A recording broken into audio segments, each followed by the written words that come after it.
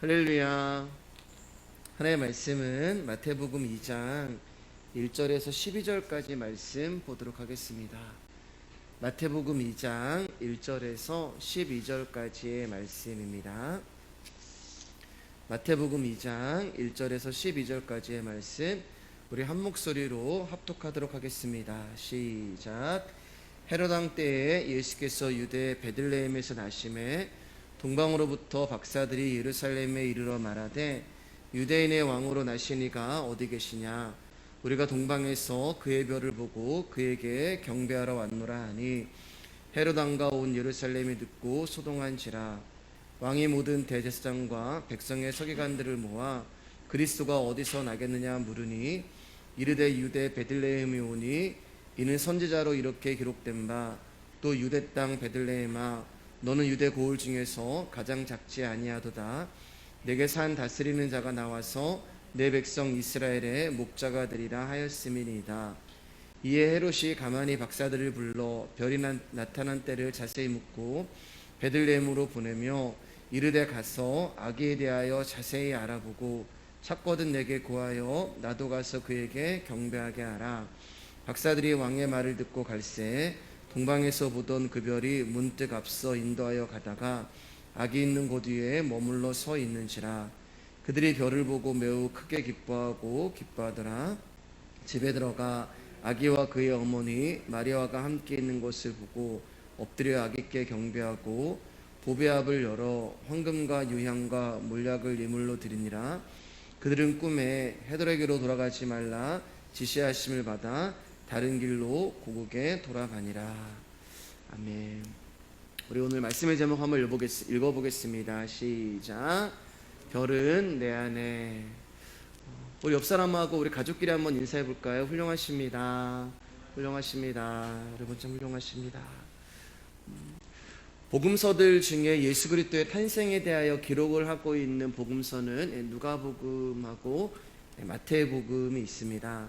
누가복음은 들에서 양을 치던 목자들이 천사들을 통한 하나님의 계시를 가장 먼저 받아 예수님의 탄생을 기록한 것을 누가복음이라고 이야기를 하고, 마태복음은 동방박사들의 경배를 기록하고 있어요.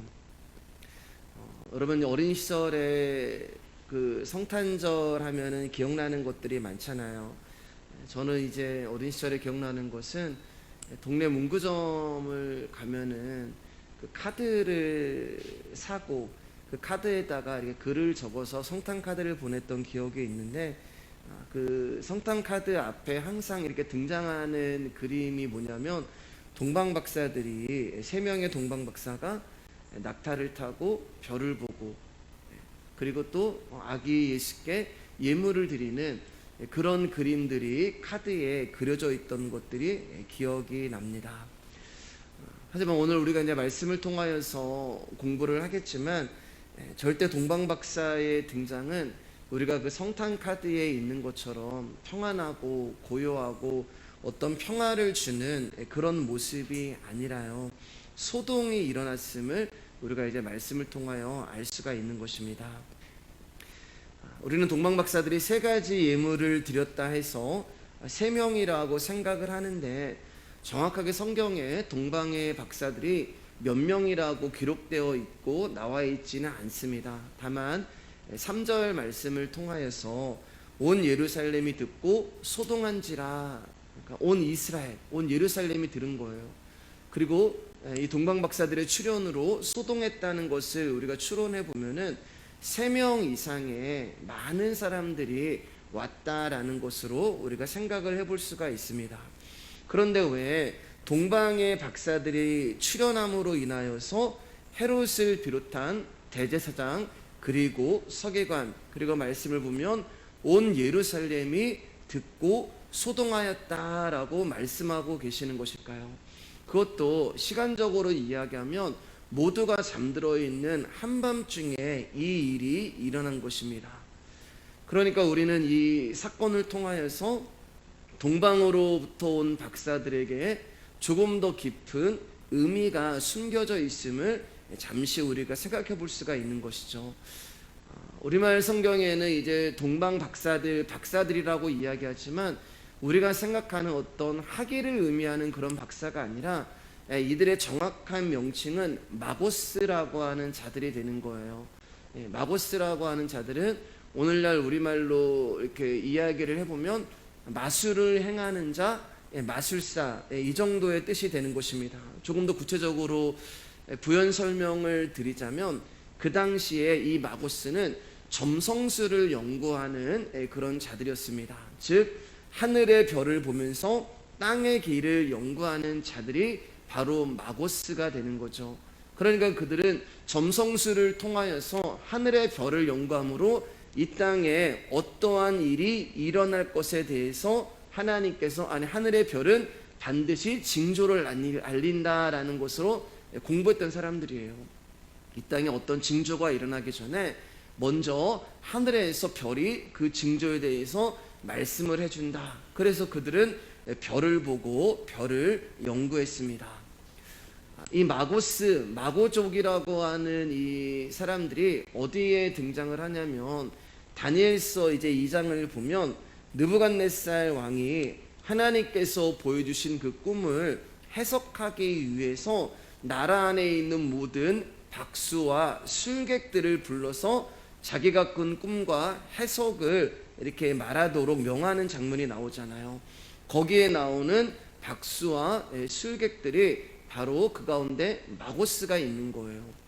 거기에도 점성술을 연구해서 왕이 꿈을 꾸면 그것을 가지고 이제 별을 보면서 해몽을 해주는 역할을 당시 그 사람들이 한 거예요.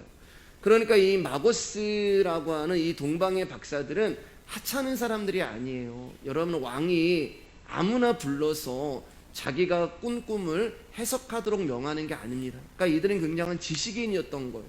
이들은 왕의 옆에서 나라의 흥망성쇠를 자문해주는 그런 존재가 되는 것입니다. 우리가 이제 성경을 보면 이제 동쪽이라는 의미가 많이 나오고 동방이라는 그런 말들도 나오는데 여기에는 굉장히 많은 뜻이 숨겨져 있지만 오늘은 여기에 이제 초점을 맞추는 것이 아니기 때문에 넘어가도록 하겠습니다. 제가 이제 마태복음 강해하고 요한복음 강해하면서 이제 동쪽에 대한 이야기도 나올 것이고 동방에 대한 얘기도 나올 것인데 그때 그런 것들은 좀 다뤄보도록 하겠습니다. 다만 이제 우리가 여기서 동방이라는 그런 단어를 통하여서 이 사람들은 유대인이 아니고 이스라엘 사람들이 아니라 다른 이방인이다라는 것을 알 수가 있는 거예요. 그러니까 다른 나라에서 온 사람들이에요. 그러니까 이 말을 우리가 이제 쉽게 이야기를 하면은 동방에 있는 다른 나라에 있는 어떤 사람들이, 그러니까 다른 나라에서 왕에게 어떤 것을 조문해주고 또 별을 보면서 연구해서 이 땅에 어떤 일이 일어날 징조를 말하는 그런 사람들이 지금 예루살렘으로 온 거예요. 다시 이제 말하면 제가 이제 어떻게 추론하냐면 이 말씀에 대해서 어떤 동방에 있는 한 나라의 이 점성술을 연구하는 그런 어떤 사람들, 그런 지식인들이 사절단을 이루어서 야, 별을 보니까 지금 한 왕이 예루살렘의 이스라엘에 났다. 그래서 그 왕의 탄생을 축하하기 위해서 동방에 있는 어떤 한 나라가 사절단을 보낸 게 아닌가라는 그런 생각을 합니다. 왜 그렇게 생각하냐면은 이들이 당당하게 왕궁에 들어갈 수 있었고 그리고 헤롯을 비롯한 그 대제사장과 서기관들과 모든 사람들이 그 밤에 소동을 한 거잖아요. 갑자기 한밤중에 한 사람이 찾아왔는데 이렇게 온 이스라엘이 온 예루살렘이 듣고 소동할 일이 없는 거잖아요. 그러니까 이 동방의 박사들은 적어도 다른 이방에 있는 나라, 거기서 점성술을 연구하는 적어도 그 나라에서 꽤 높은 지위에 있는 사람들이 별을 통하여서 아, 이스라엘의 한 나라에 그 나라의 왕이 탄생했구나라는 것을 별을 보고 그들이 알고 예루살렘에 와서 그 왕을 축하하기 위한 사절단이 아닌가, 이제 제가 그렇게 한번 이제 생각을 해보는 거예요. 그래서 이런 소동이 일어난 게 아닌가라는 생각을 해봅니다. 민수기 24장 17절 말씀 한번 볼게요. 시작. 내가 그를 보아도 이때의 일이 아니며 내가 그를 바라보아도 가까운 일이 아니로다. 한 별이 야곱에게서 나오며 한 규가 이스라엘에게서 일어나서 모압을 이쪽에서 저쪽까지 쳐서 무찌르고 또 셋의 자식들을 다 멸하리로다. 제가 이제 어제 그 밤늦게까지 그 배달을 하다 보니까 컨디션이 조금 안 좋아서 이렇게 말이 좀 실수가 있는 거 여러분 좀 용서하시고 잘 들어주세요.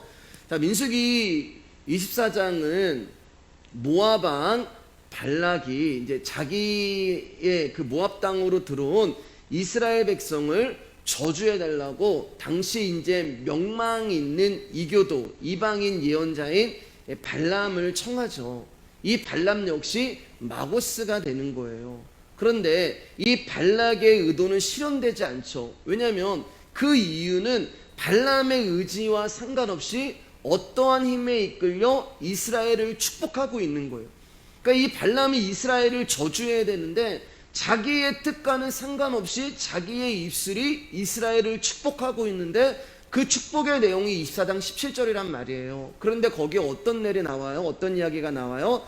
한 별이 이렇게 이야기를 하는 거예요.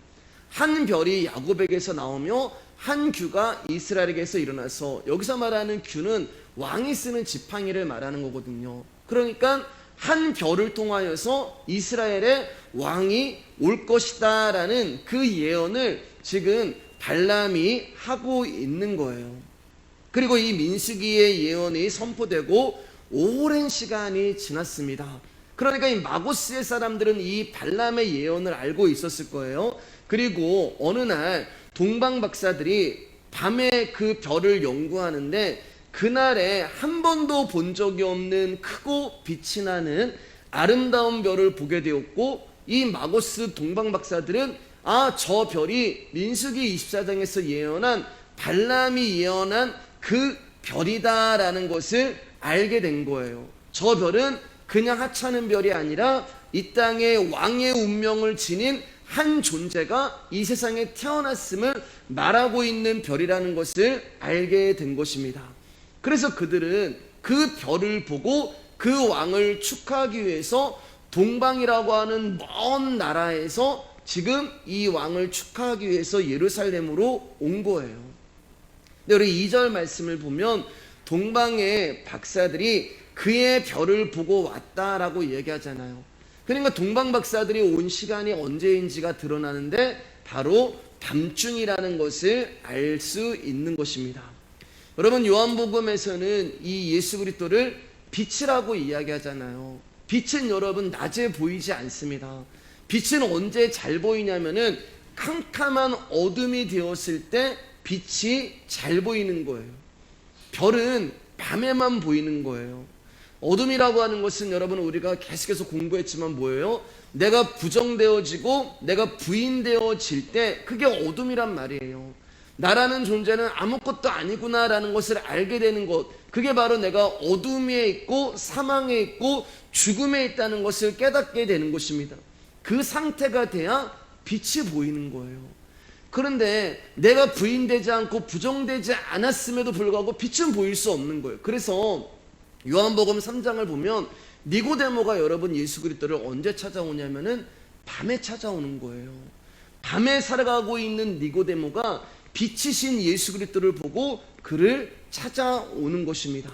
그러니까 저와 여러분의 위치가 어둠에 처했을 때 빛이 보이는 것이고, 성경은 그것을 복 있는 사람이다 라고 이야기를 합니다. 시편 1편 1절 2절 말씀, 자 우리 빨간색 쳐진 것만 한번 읽어볼까요? 시작.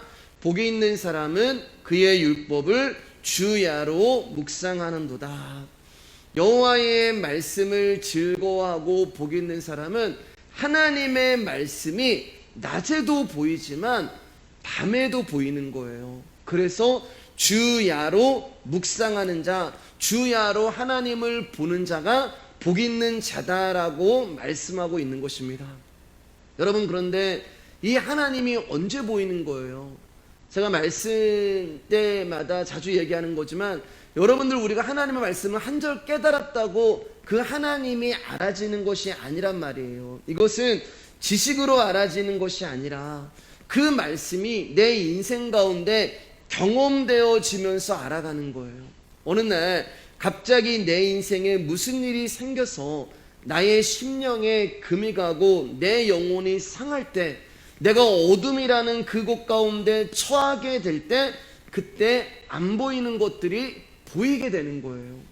때로는 건강할 때 보이지 않았는데 내 육신이 건강하지 못할 때 보이는 것들이 있는 것입니다.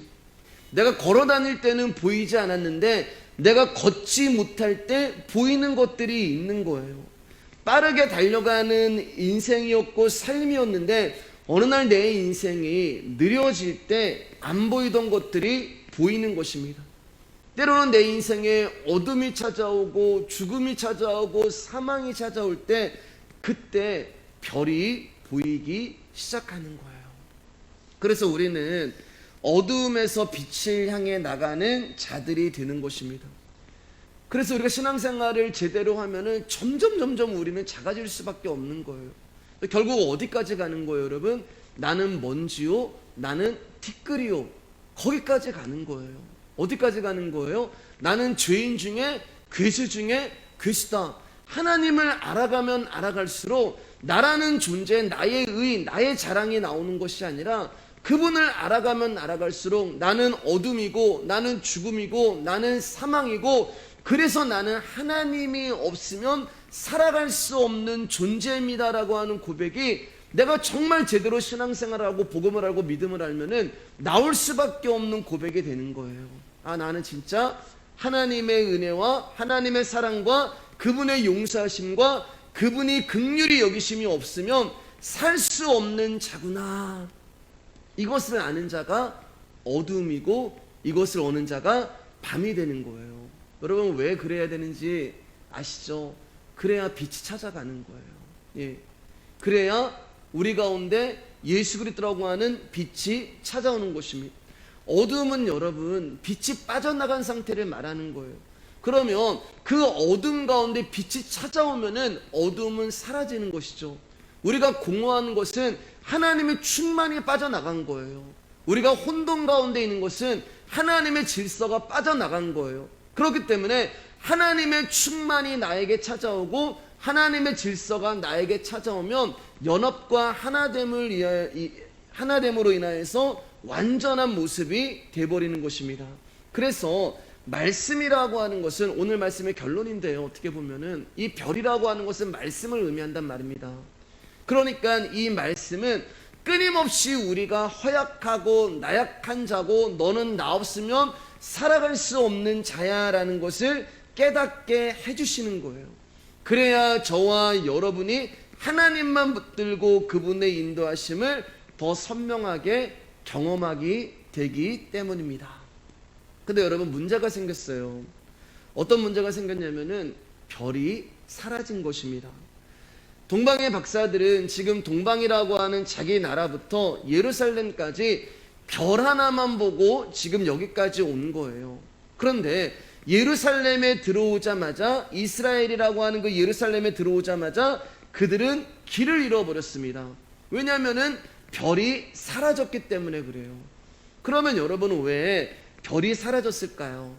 그들을 동방에서부터 지금 이 이스라엘 땅까지 인도한 그 별이 갑자기 사라진 이유가 무엇일까요?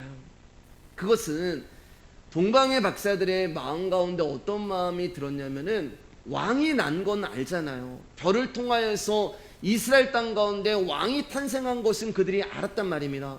그래서 그들은 이스라엘 땅 가운데 마땅히 왕이 있어야 하는 어디로 온 거예요? 예루살렘 왕궁으로 온 거예요. 왕은 당연히 왕궁에 태어나야 한다는 그들의 선입견과 상식으로 인해 별을 잃어버리게 된 것입니다. 그러니까 더 이상 별이 필요가 없어진 거예요. 이스라엘이라고 하는, 예루살렘이라고 하는 그 목적지에 다다르니까 거기에 마땅히 여기는 내가 나오기 시작하는 것입니다. 별이 지금까지 그들의 발걸음을 인도했는데 이제는 그 별이 필요가 없어진 거예요. 왜냐하면 마땅히 왕은 왕궁에 있는 거지, 당연히 임금은 궁전에 있는 거지 라는 자기의 생각과 자기의 자아가 나와버리니까 그 순간부터는 별이 할 일이 없는 것이고 별 대신 다른 것의 인도를 받게 되는데 그 다른 것이 자기라는 존재의 인도함을 받게 되는 거예요.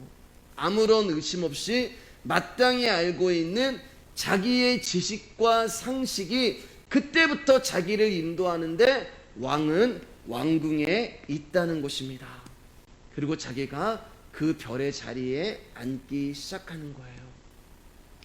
사랑하는 여러분, 여러분이 본 것, 느낀 것, 아는 것까지도 다 부인되어지고 부정되어지시기를 주님의 이름으로 축복합니다. 제가 이제 말씀을 준비하다 보면은 같은 본문을 다시 설교할 때가 있거든요.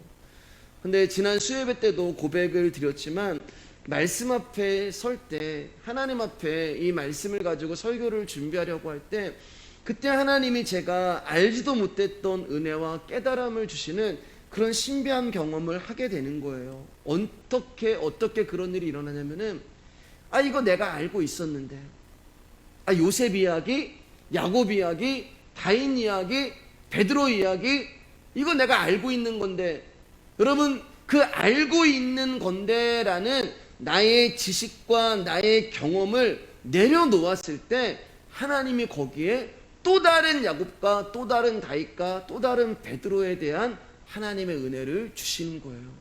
내려놓을 때 말씀 역시 내가 내려놓을 때 설교 역시 내가 내려놓을 때 하나님이 거기에 다시 새로운 말씀과 당신의 은혜를 부어주시는 것입니다.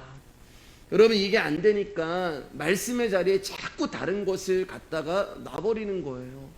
이게 안 되니까 자꾸 말씀이라고 하는 복음이 아닌 거기에 사람의 이야기를 갖다가 놓고 거기에 예화를 갖다가 놓고 세상의 교훈을 갖다가 놓고 거기에 은사를 갖다 놓고 거기에 환상을 갖다 놓고 여러분 제가 그런 것들을 부정하는 것이 아니라요. 너무나 많은 사람들이 복음이 아닌 말씀이 아닌 다른 것들을 긍정하는 것이 문제란 말이에요. 여러분 말씀은 사실은 재미없잖아요. 여러분 제가 제 메시지 보면은 예화도 별로 없고 뭐 어떤 서론도 별로 없고 그냥 말씀 나누겠습니다라고 말씀을 나누는데 재미없잖아요. 여러분 맨날 그 이야기가 그 이야기고 어떤 꿈과 은사와 환상이라고 하는 이거는 재미있잖아요. 여러분 막 예언도 일어나고 뭔가 잡히고 뭔가 보이고 뭔가 막 짜릿짜릿해지고 뭔가 나를 자극하는 그런 것도 있는데 말씀만 듣는 것은 사실은 재미가 없어요. 그러한 것들이 보이지도 않고 재미도 없고 잡히지도 않는데 말씀은 한 걸음 더 나가서 뭐라고 얘기해요? 너희 말씀만 붙들어라. 말씀만 들어라라고 이야기를 합니다. 그러니까 여러분 어떤 신비주의나 어떤 은사주의에 빠져있는 사람, 어떤 신비주의나 은사주의에 재미를 붙이고 있는 사람은 말씀만 듣는 것이 밋밋하고 재미가 없는 거예요. 자꾸 그 자리에 다른 것을 갖다 놓는 것입니다. 하나는 내가 내려놓지 못하니까 그러한 것들을 갖다 놓는 것이고 또 말씀이 뭔지를 모르니까 또 그러한 것들을 말씀의 자리에 갖다 놓는 거예요. 만약에 제가 말씀이 아닌 은사 사역을 하고 말씀이 아닌 여러분 가운데 어떤 환상과 꿈으로 목회한다면 우리 교회 이름은 말씀의 교회가 아니라 꿈과 환상의 교회, 신비주의 교회 이런 교회 이름으로 바꿔야 돼요. 왜 개척을 하면서 우리 교회 이름을 말씀 위의 교회로 했는지 여러분들이 이제 1년 정도 말씀을 들으면서 그게 무슨 뜻인지 여러분 알아가실 거예요. 말씀이 없는 교회는 생명이 없는 교회입니다. 말씀이 없는 은사는 생명과 관계가 없는 열매를 만드는 거예요. 말씀이 없으면 그 교회는 어느 순간부터 자기가 주인이 되는 것입니다. 말씀이 없으면 내가 생각한 것이 환상으로 보이고 말씀이 없으면 내가 생각한 것이 꿈으로 나타나는 거예요. 여러분 사단이 얼마나 장난치기 쉽겠어요. 그러니까 말씀이 없는 사람한테 보면은 막 꿈과 환상과 은사와 막 이런 것들이 나타나는 거예요. 그들 가운데 실제로 복음에 대해서 이야기하고 말씀에 대해 이야기하면 잘 몰라요. 그러니까 사단이 말씀이 없는 사람을 가지고 장난치는 거예요. 저와 여러분들은 모세가 하나님 앞에 나갈 때 무언가를 적혀있는 돌판을 가지고 나가지 않았잖아요. 모세는 주님 앞에 나갈 때 거친 돌판을 가지고 나갔습니다. 아무것도 적혀져 있지 않는 그 거친 돌판을 주님 앞에 가지고 나가고 그 돌판 가운데 하나님이 친히 글씨로 말씀을 써주시는 거예요. 그러니까 저와 여러분들은 주님 앞에 나올 때마다, 예배할 때마다 이 심령으로 나와야 되는 거예요. 아무것도 쓰여 있지 아니하는 거칠은 내 모습 그대로 나왔을 때 하나님이 친히 내 심령 가운데 당신의 피 묻은 보혈을 잉크로 해서, 당신의 손가락을 펜으로 해서 우리의 심령 가운데 복음이라는 것을 써내려 가시는 것입니다. 내가 주인이 된 자들은 더 이상 말씀의 인도하심을 받지 않습니다. 그래서 박사들이 왕궁에 간 거예요. 이제 그들의 관심은 별이 아니라 왕궁 안에 있었습니다. 그리고 그 왕궁 안에 있는 세상의 왕에게 이 동방의 박사들이 찾아가죠. 우리 마태복음 2장 1절 2절입니다. 시작. 헤롯 왕 때에 예수께서 유대 베들레헴에서 나심에 동방으로부터 박사들이 예루살렘에 이르러 말하되 유대인의 왕으로 나시니가 어디 계시냐? 우리가 동방에서 그의 별을 보고 그에게 경배하러 왔노라 하니.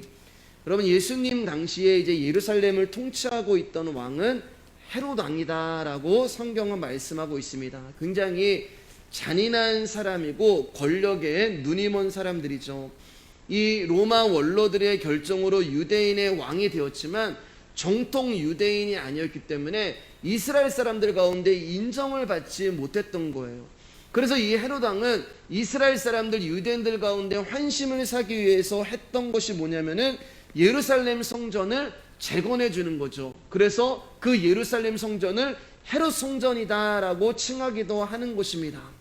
이처럼 유대인의 정통성에 대해서 의심을 받고 이스라엘 백성들 가운데 인정을 받지 못하니까 이 헤롯 왕 가운데는 어떤 마음이 있었냐면은 항상 내적인 열등감과 자기 자리를 뺏길 것 같은 권력에 대한 불안감이 있었어요.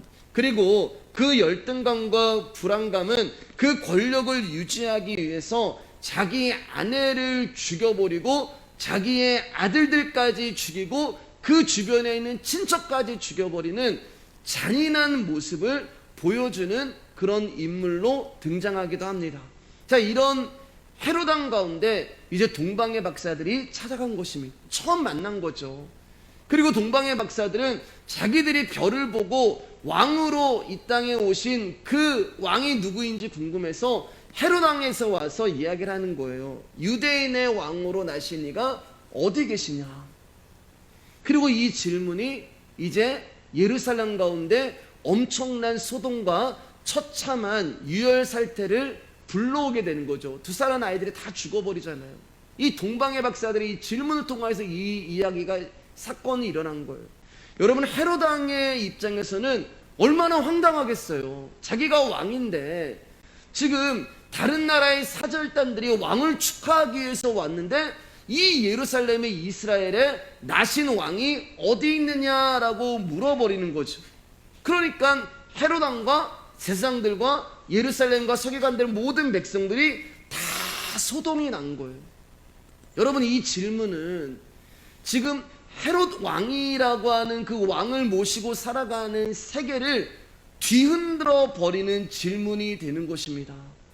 기존의 세계, 그러니까 왕이 있단 말이에요. 그런데 이 세계에 와서 야, 너 말고 진짜 왕이 어딨어? 라고 하면서 이 세계가 진짜 세계가 아니라는 것을 지금 부정하고 부인하고 흔들고 무너뜨리는 그 질문이 되는 거예요.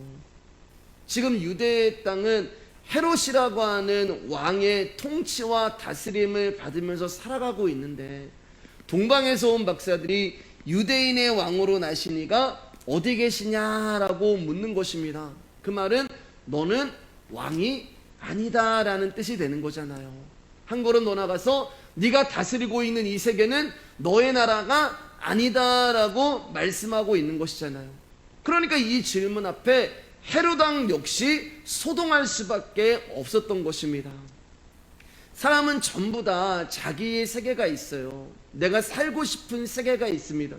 그리고 그러한 세계가 나에게 주어지지 아니하면은 여러분, 우리는 낙심하고 낭망하고 절망하게 돼요. 내가 원하는 세계, 내가 꿈꾸는 세계, 내가 갖고 싶은 세계가 있단 말이에요. 그러면 그 세계의 왕은 누구냐? 나예요, 나. 내가 왕이 되기를 원하는 것입니다. 내가 왕으로 군림하고 왕으로 다스리고 왕으로 통치하면서 살아가고 싶은 세계가 사람마다 다 가지고 있는 거예요. 근데 말씀은 와서 우리 가운데 그것을 부정하는 거예요. 뭐라고요? 네가 왕이 아니야. 유대인의 왕으로 나시니가 어디 계시냐라고 우리 가운데 물어보고 계시는 거예요. 그럼 여러분, 우리가 헤롯이란 말이에요. 우리는 우리의 세계의 왕으로서 살아가고 있는데 지금 이 질문이 나에게 쑥 하고 들어오는 거예요. 유대인의 왕으로 나시니가 어디 계시냐? 너는 왕이 아니다. 네가 살아가는 그 세상은 진짜 세계가 아니다. 여러분, 이 질문 앞에 우리 역시 우리의 속사람, 우리 속 역시 소동이 일어날 수밖에 없는 것입니다. 사랑하는 여러분, 하늘의 세계가 반드시 있는 거예요. 우리가 살아가는 이 땅의 세계가 진짜가 아니라 하늘의 세계가 진짜 있는 것입니다. 우리가 그 하늘의 세계를 인정하지 못하고 인정을 받지 못하면 세상이 알아주고 세상이 나를 존경해 주는 거, 그거 아무 의미가 없는 거예요. 한 나라에 두 왕은 존재할 수가 없는 것입니다. 그래서 하나님이 나라는, 헤롯이라는 나라는 그 왕을 하나님께서 너는 왕이 아니야 라고 우리를 부정하고 부인해 버리시는 거예요. 지금 네가 이 땅이 전부인 줄 알고 이 땅에서 네가 천년만년 살 것처럼 네가 그렇게 생각하는데 아니야, 이 땅이 전부가 아니야 라고 하면서 우리가 살아가고 있는 이 세상이 허상임을 말씀은 이야기해 주시는 거예요. 그리고 예수 그리스도가 왕으로 다스리는 하나님 나라가 진짜 세상임을 말씀해 주시는 것입니다. 3절 6절입니다. 시작. 헤롯 왕과 온 예루살렘이 듣고 소동한지라 왕이 모든 대제사장과 백성의 서기관들을 모아 그리스도가 어디서 나겠느냐 물으니 이르되 유대 베들레헴이 오니 이는 선지자로 이렇게 기록된 바 또 유대 땅 베들레헴아 너는 유대 고을 중에서 가장 작지 아니하도다. 내게서 한 다스리는 자가 나와서 내 백성 이스라엘의 목자가 되리라 하였음이니이다. 헤롯은 유대인의 왕이 어디 계십니까? 라는 이 질문이 상당히 거슬렸을 거예요. 그러나 그는 산전수전 다 겪은 노련한 정치인이었습니다. 그렇기 때문에 다른 나라에서 온 그 사절단에게 자기의 속마음을, 심정을 들키지 아니하면서 대제사장과 서기관과 율법을 연구하는 자들을 부르죠. 굉장히 당황했을 거 아니에요, 여러분. 그런데 그 당황을 숨기고, 아, 그렇습니까? 유대인의 왕이 났습니까? 제가 어디에 난지 잘 모르는데 내 옆에 그 말씀을 알고 있는 그런 사람들을 통해서 한번 알아보겠습니다 라고 이야기하면서 제사장과 이제 성경을 연구하는 서기관들을 부르죠. 그리고 그들 가운데 그리스도가 어디서 나겠느냐, 야, 그 왕이 어디서 나겠느냐. 그러자 그들이 미가서 5장 2절을 펼치면서 헤롯 왕 가운데 이렇게 고백을 하는 거예요. 유대 땅 베들레헴아 너는 유대 고을 중에서 가장 작지 아니하도다. 내게서 한 다스리는 자가 나와서 내 백성 이스라엘의 목자가 되리라 하였음이니이다. 왕이시여, 미가서 5장 2절 말씀 가운데 그리스도가 탄생하고 유대인의 왕이 탄생을 하는데 베들레헴에서 난다고 여기 기록되어 있습니다 라고 동방 박사들이 그 별을 보고 그 별이 어디서 탄생하는지에 대해서 정확하게 이야기를 해주는 거예요. 여러분 잘 보세요. 말씀이 재밌지 않으세요? 지금 동방의 박사들은 그 별을 보고 왔단 말이에요. 그런데 왕은 마땅히 왕궁에 있다라고 생각하는 그 순간에 그 별이 사라져버린 거예요. 근데 그 별이 뭐라고 말씀드렸어요? 제가 결론이라고 여기서 말씀이라고 얘기했잖아요. 말씀이. 그 별이 사라져버려서 왕은 당연히 왕궁에 있어야지라고 왕궁에 왔는데 그 왕이 없는 거예요. 그런데 헤롯이라고 하는, 어떻게 보면은 하나님과의 십자가의 원수가 되는 그 헤롯이라고 하는 왕이 지금 말씀을 펼쳐 보이는 거예요. 지금 말씀을 펼쳐보면서 동방 박사들에게 야, 너네 잘못 왔어. 여기 말씀에 지금 뭐라고 기록되어 있니? 베들레헴에서 난다고 기록되어 있잖아 라고 말씀을 펼쳐 보이면서 동방의 박사들 가운데 너네 이리로 오면 안 되고 베들레헴으로 가야 돼. 지금 이 사건이 지금 드러나고 있는 거잖아요. 하나님이 지금 이렇게 일을 하고 계시는 것입니다. 하나님은 사악한 왕을 통해서도 당신의 섭리를 이루어 나가시는 거예요. 애굽왕 바로를 통하여서 이스라엘 백성들 가운데 하나님이 하실 일을 하게 만들어 버리는 것입니다. 그리고 여기서 또 하나, 지금 대제사장과 율법을 연구하는 서기관들은 정확하게 예수님이 어디서 탄생하는지를 알고 있었단 말입니다. 미가서 5장 2절을 펼쳐 보이면서 유대인의 왕은, 그리스도는, 예수님은 베들레헴에서 태어납니다라고 그들은 정확하게 말씀을 알고 있었어요. 근데 문제는 뭐예요? 그들은 베들레헴에 있지 않고 왕궁에 있었다는 거예요. 예수님이 베들레헴에서 태어나는 것을 알고 있었음에도 불구하고 그들은 베들레헴에 있는 것이 아니라 왕궁에 있었다는 것입니다. 그러니까 여러분, 성경을 지식적으로 알고 있는 것은 잘못된 거예요. 지식적으로 알고 있는 사람은 나 베들레헴에 있으면 태어나는 거 알아. 그러면서 본인은 왕궁에 있어요. 생명이 베들레헴에 있는데 그 생명이 있는 곳으로 가지 아니하고 여전히 육신의 왕을 섬기면서 이 땅 가운데서 내가 살아가고 있는 존재란 말이에요. 그거 여러분, 말씀이 생명임을 깨닫는 자가 진짜 복 있는 거예요. 복 있는 사람은 여호와의 말씀을 주야로 묵상하는 자가 진짜 복 있는 사람이 되는 것입니다. 말씀을 공부하는 사람이고 말씀을 연구하는 사람이고 왕에 대하여 예언하는 사람이에요. 정확하게 베들레헴에 예수님이 태어난다는 것을 성경 몇 장 몇 절까지 딱 펼쳐 보이는데 거기까지예요. 그게 전부입니다. 그들은 어쩌면 내가 성경을 여기 봐, 내가 찾았어. 그들은 성경을 내가 좀 많이 연구하고 알고 있다는 그것이 자기의 자랑과 의가 될 뿐이지 실질적으로 그 베들레헴에 자기가 찾아가지 않았단 말입니다. 말씀만 알고 있는 거지 여전히 자기의 세계에 있는 자들이에요. 말씀만 알고 있었을 뿐 그 말씀의 인도를 받고 있는 자들이 아니란 말입니다.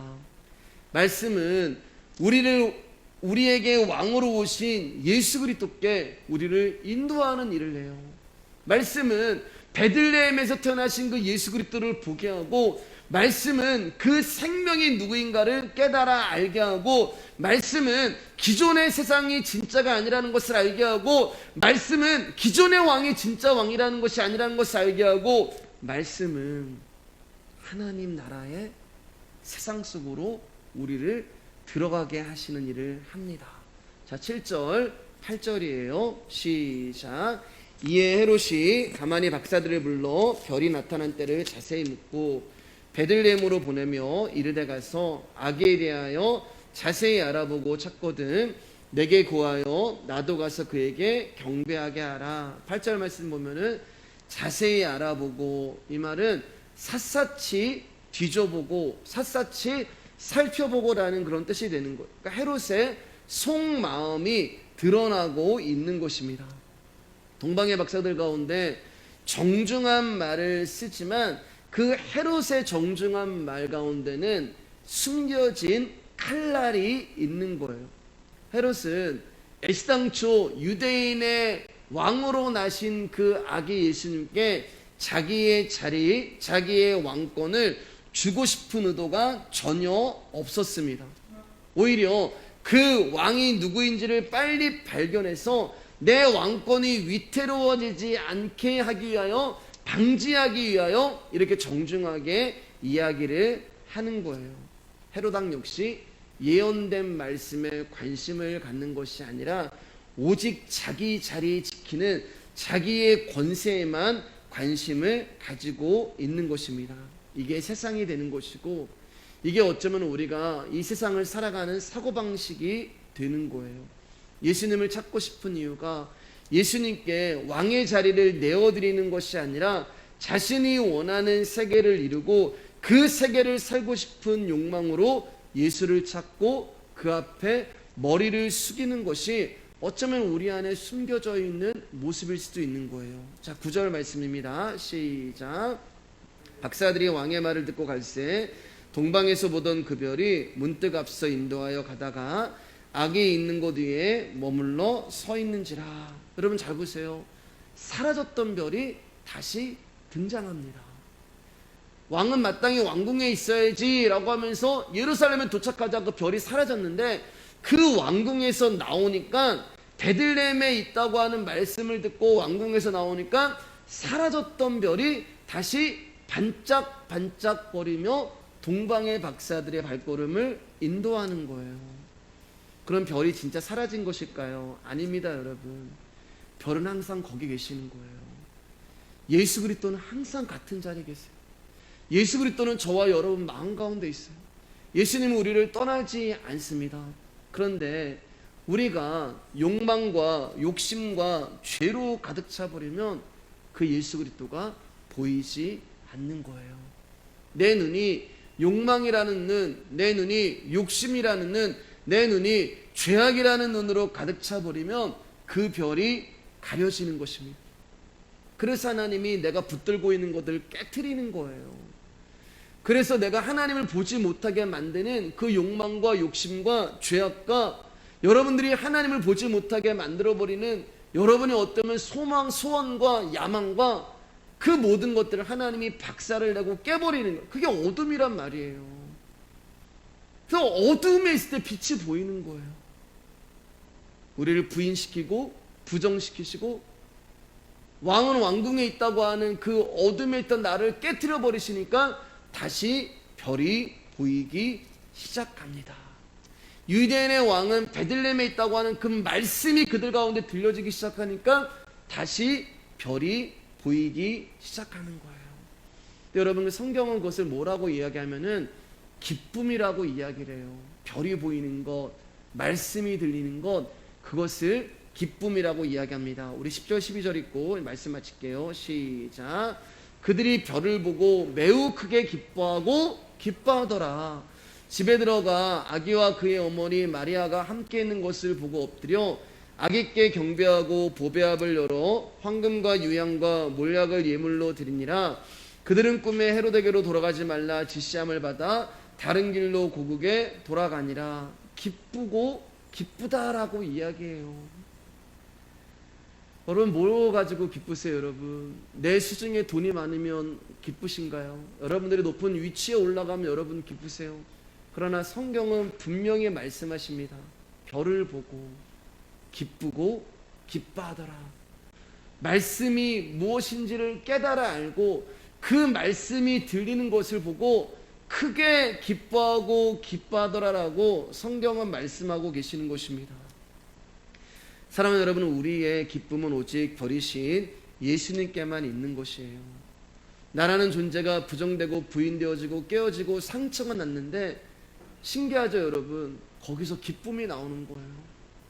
나라는 존재가 박살이 나고 나라는 존재가 부서져서 아픔과 슬픔만 있는데 신기하죠? 그 아픔과 슬픔에서 기쁨이 나오기 시작하는 거예요. 그게 우리를 살리시는 주님의 일이 되십니다. 말씀은 우리의 깨어진 그 틈으로 찾아오셔서 우리를 살리시는 거예요. 세상에 알 수 없는 기쁨이 말씀 앞에 나와서, 말씀 안에서 나와서 저와 여러분들을 치유하시는 거예요. 12절 말씀을 보면 하나님이 헤롯에게로 돌아가지 말아라 라고 말씀을 하십니다. 왜요, 여러분? 진짜 왕을 발견했잖아요. 진짜 그리스도를 발견했잖아요. 진짜 왕을 발견한 사람은 왔던 길로 돌아가지 않습니다. 진짜 그리스도를 발견한 사람은 내가 왔던 길로 돌아가지 않아요. 왜요? 그분이 길이요 진리요 생명이기 때문에 그래요. 그분이 계신 곳이 길이고 그분이 계신 곳이 진리고 그분이 계신 곳이 생명이고 그분이 계신 곳이 목적지인 것입니다. 사랑하는 여러분, 오늘 성탄절을 맞이해서 우리가 늘 듣던 복음에 대한 이야기를 또 전했습니다. 그 별은 항상 우리 안에 떠 있는 거예요. 때로는 저와 여러분들이 밤이라서, 때와 저와 여러분들이 어둠이라서 그 별이 보이지 않아 어디로 가야 할지 모르는 그런 자들이었단 말이에요. 그렇게 희망도 없고 소망도 없는 저와 여러분에게 그 별이 찾아오신 것입니다. 그 별은 여러분들을 한 번도 떠나지 아니하셨어요. 그 별은 언제나 여러분의 심령 가운데 반짝반짝 떠 계신 것입니다. 그 별이 내 안에 있습니다. 올 한해 우리가 이렇게 마무리하면서 그 별이 인도하시는 대로 여러분 그 길로, 그 진리로, 그 생명으로 가시는 여러분 되기를 주님의 이름으로 축복드립니다. 우리가 이 예배당에서 예배를 드리든, 여러분 온라인으로 가정에서 예배를 드리든, 해와 날과 달과 절기를 지키든 그렇지 않든 중요한 것은 그 별이 내 안에 반짝반짝 하는 거냐는 거예요. 그 별이 우리를 베들레헴 하나님 나라로 인도해 주실 것을 아신다면 여러분 내일 일을 염려하지 마시고, 나는 밤과 같은 암흑이어서 무엇을 간구하고 빌어야 할지도 모르는 그 상황 가운데 그 별이 내 안에서 기도에 대해 기도 제목도 주실 것이고, 여러분이 어떻게 살아야 될지에 대해서도 그 별이 알려주실 것이고, 여러분이 어디로 가야 할지도 그 별이 알려주실 것입니다.